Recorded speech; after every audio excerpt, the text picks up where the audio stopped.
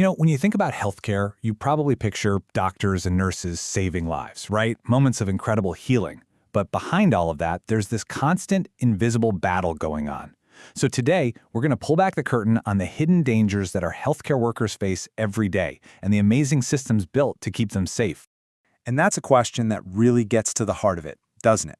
The biggest risks aren't always the ones you can see. They're microscopic, they're silent, and, well, they can be totally life-altering. And that, right there, brings us to the main event, the invisible threat of what we call bloodborne pathogens, or BBPs for short. And you've got to understand the threat before you can even begin to build a defense against it. So what are these things exactly?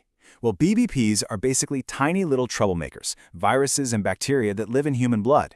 And that's a huge deal, because let's be honest, healthcare work by its very nature means you're going to come into contact with blood and other body fluids. It's just part of the job.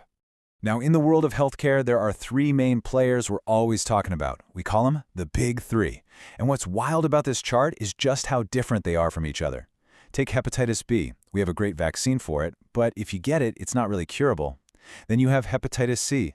No vaccine, but we can now cure it almost every single time.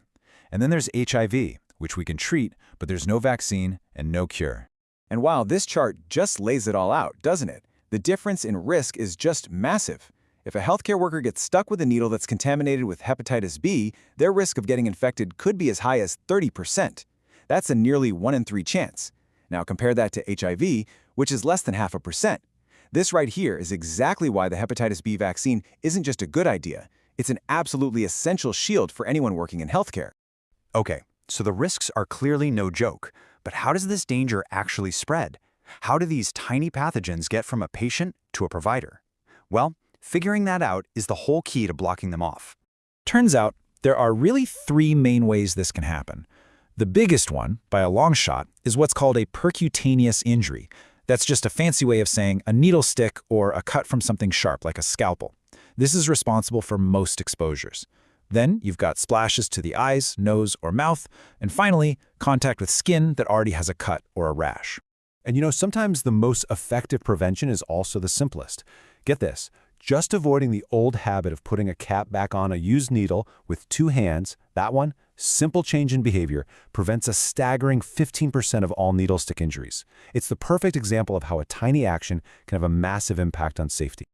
Okay, so that leads us perfectly into the next part, the solutions. How do we actually build this wall of safety around our healthcare providers? It's not about just one thing. It's a whole multi-layered system that's built on a few core principles.